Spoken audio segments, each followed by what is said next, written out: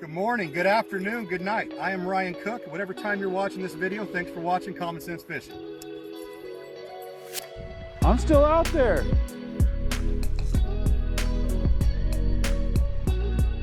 Oh my God. Perfect, I like that. Oh my God. Oh my God.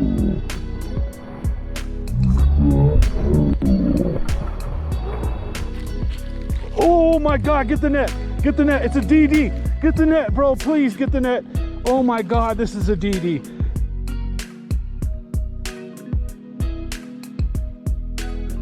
Hey, what's up guys? Nick the Informative Fisherman here, and you're watching Common Sense Fishing. Check it out.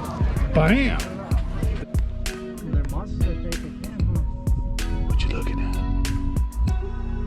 Good morning, good afternoon, good night. Whatever time you're watching this, thanks for watching Common Sense Fishing. So today's video, I'm going to try to help break down Lake Don Pedro for you guys. For you guys in other states and other areas watching this, this is a highland reservoir.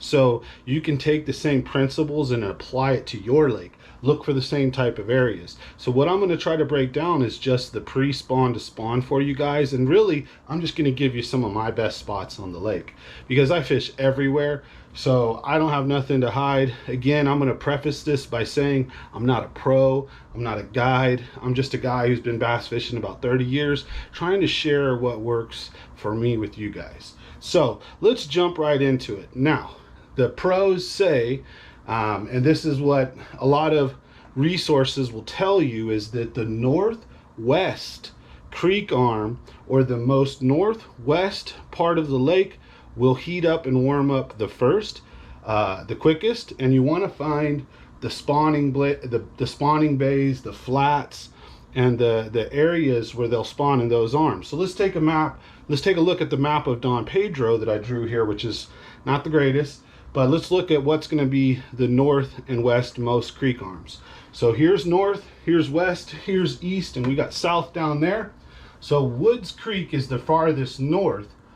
Big Creek and Woods Creek, well, kind of, I think Big Creek extends a little bit further west than Woods Creek does. So there's also a little campground right here that's before you go into the Narrows. There's a little campground, and there's a spot that kind of looks like a dam up here. This is a little sleeper spot. The power lines go right across here, up in these three little arms. Magic. So not a lot of guys get in there and fish there. Check this one out specifically. Now Woods Creek and Big Creek should technically be where the bass are going to start turning on first. Now in Big Creek, one of the areas I like to go is 49er Bay. Now, I'm pretty sure I've got all the names right. If I'm wrong, correct me or let me know in the comments, so I apologize. But there's a bay off of Big Creek. I'm pretty sure that's 49er Bay. So I find them sitting up on this point right here. And then this isn't the best drawn map, but there's also a island that's underwater right now, right there, they're holding on. And then around the corner and into 49er Bay, I'm finding them all stacked up against that deep drop off with all the rocks in there. So for you guys fishing Don Pedro, that's where I've been doing okay right now.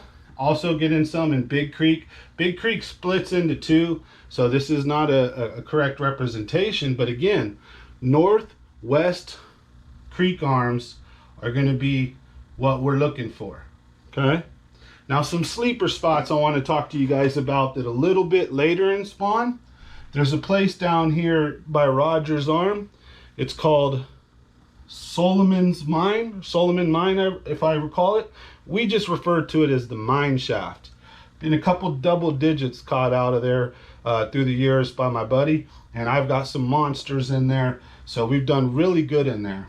Rogers Creek Arm is the most southern arm, but it's east. Now, depending on what area is going to get the most sun, Rogers Creek can really be a good spot, and that kind of breaks that northwest rule of thumb. Rogers Creek is really shallow, so there's a couple of factors. They say the northwest creek arms will warm up first, and whatever's getting the most sun.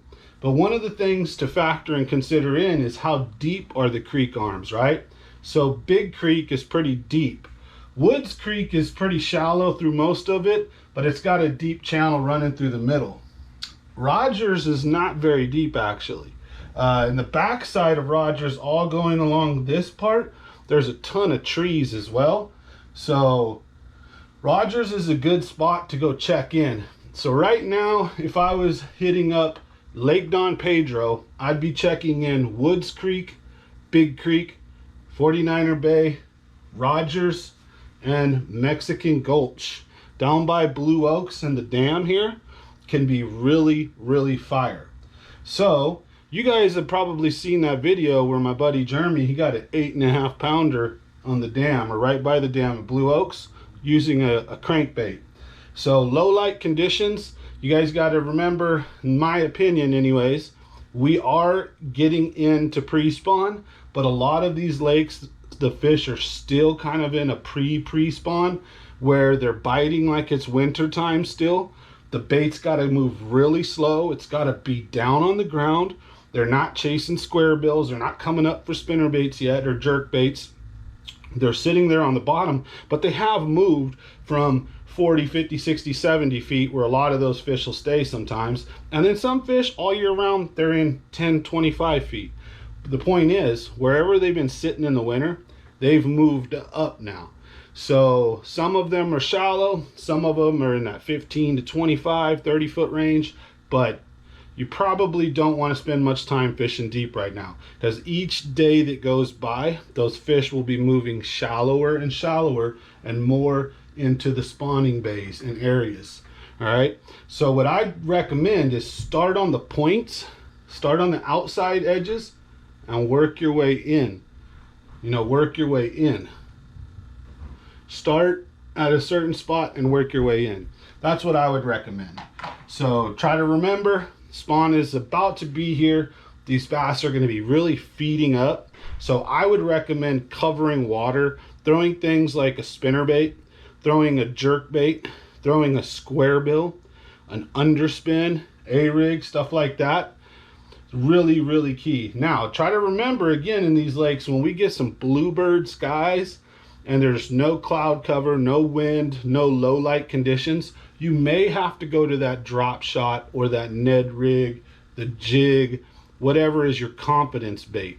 That's another thing, is I would recommend throw whatever you're confident at throwing, because these fish are hungry. They're going to eat if the lure is in its face. Now, you definitely have a much better chance catching a bigger fish throwing a bigger bait.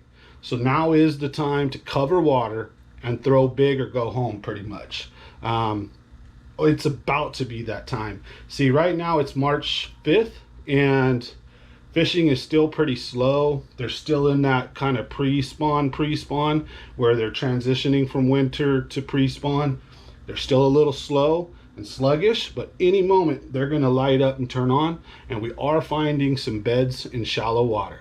I hope you enjoyed today's breakdown of Lake Don Pedro, and if you're in other states, same principles apply. Look for the banks that have the most sun, look for spawning flats that are near deep water, and fish those transitions, and again, northwest.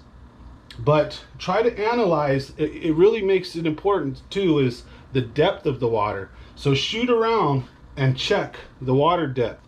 Use your fish finder, your side view, see if you can see something up there on the bank. Kind of tricky to use, but if you've got a good one, you can do it. Other than that, I always joke around, my eyes and my pole are my fish finder, right? So get up in there, make some casts, check some things out, check your water temps, and start moving around. Find that warmer water. Then once you're there, start on the outside edge where it's kind of like a winter/winter pre-spawn, and then work your way in. Hope today's video helps. We'll see you guys on the next one. I've got an awesome video out at Lake Eastman, and we're also going to do some more whiteboard tips and tricks.